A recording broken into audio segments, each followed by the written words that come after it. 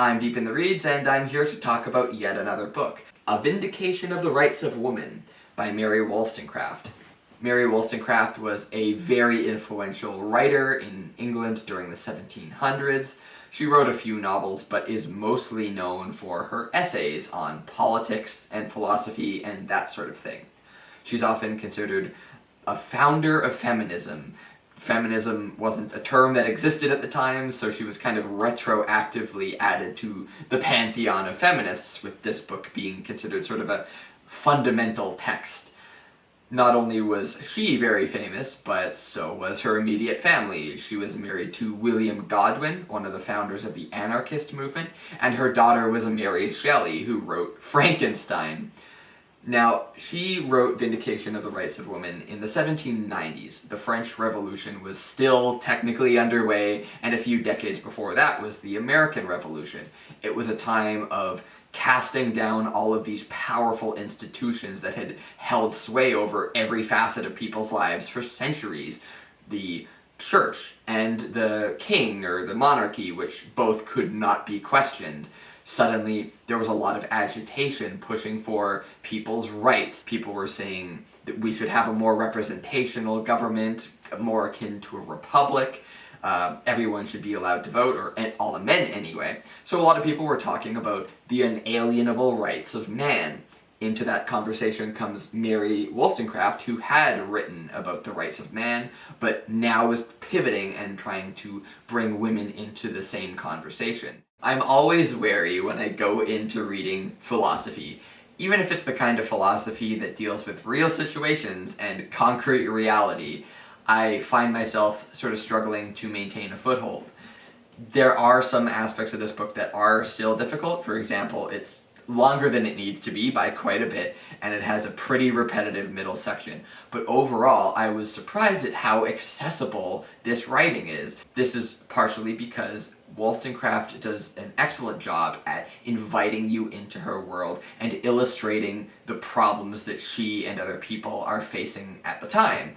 So you can come into it hundreds of years later and be given all of the stuff that you need to understand exactly where she's coming from and what she's fighting against.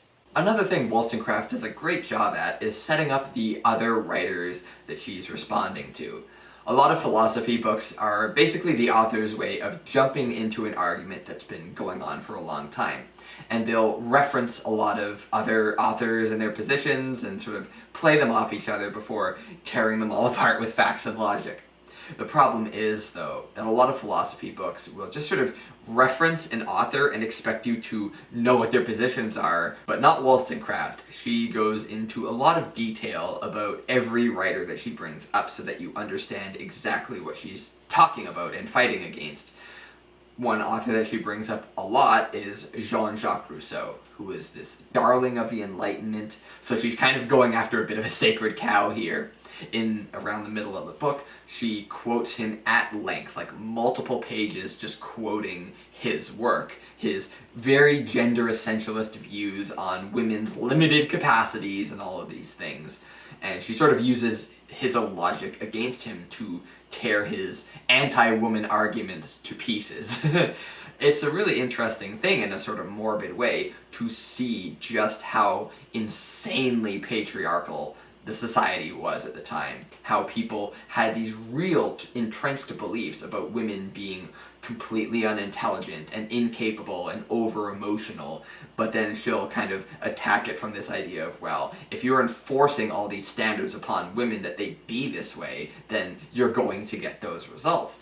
And then she goes into attacking this notion of linear progress. She goes back in time and builds upon other people before her who advocated for women as well, and says, oh, women actually used to contribute more to their family's income. They used to have more of a role in things like that because they were in a lot of crafts and trades that were supplanted by the Industrial Revolution. So now we find ourselves in this age of etiquette and purity and propriety where women have to be just perfectly dainty all the time. It's like this sort of anthropological, historical critique of where women's situation currently is and how it's sort of getting worse. There's a lot of points in this book where you really feel her passion coming through. Her arguments are exacting, they're witty, and sometimes they're even funny. I particularly like how she tries to illustrate the hypocrisy going on within a lot of Enlightenment circles,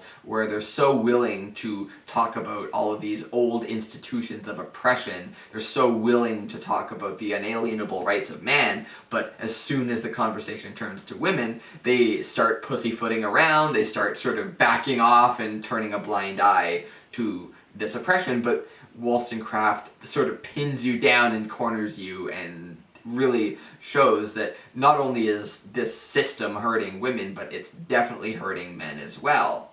Now, it might surprise you to learn that some of the arguments in this 300-year-old book haven't aged quite so well. Mary Wollstonecraft slips into gender essentialism herself a little bit. She starts off by talking about how women are shoehorned into only caring about what she considers frivolous things.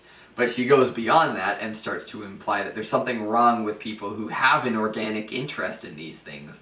She equates people who have an interest in fashion or decorative arts with having no intelligence. She chastises women for reading too many fiction novels when they should be reading high-minded philosophy. And at one point she starts to imply that if women aren't occupied by higher learning, then they'll slip straight into vice. Now, a big part of this is probably the culture she was raised in, a time when people believed that an idle mind led to the devil's playground, or whatever the saying is.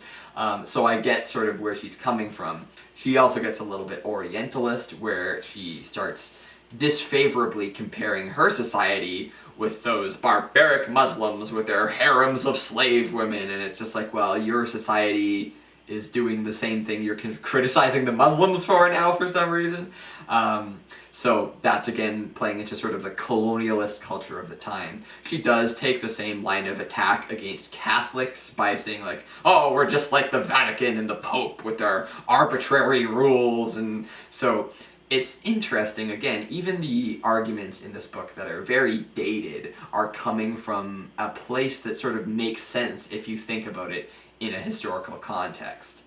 The biggest problem with this book, though, is the middle section. The middle section of this book is very repetitive. It takes earlier arguments that she makes in earlier chapters and sort of retreads them chapter after chapter with only sort of rephrasing things or using different examples. They could almost stand in as like alternate takes of a chapter you read before. So that is quite trying to get through, and it becomes clear to me when I was reading that she was kind of writing this by the seat of her pants a little bit. For example, she'll just sort of go off on a tangent, but before she does, she'll just be like, oh, this point just occurred to me, but I don't know where else to put it, so I'm just gonna get this out right now while it's fresh in my mind. And I'm like, you can write an outline, you know, there's no law against that, is there? So that kind of bogged down the middle section, and even the group of friends I was reading this with started to wonder if there was any point in continuing, because it seemed like she didn't have any new arguments to come out with. If you keep pushing through, though, you'll come out on the other side around chapter 11 or 12, where Wollstonecraft really pivots the book in a different direction. Instead of talking about all these limitations placed on women and their effects on society, she starts talking about solutions. She starts addressing education, so she goes far into talking about how bad the education system is and how it sort of breeds all these bad behaviors and things like that.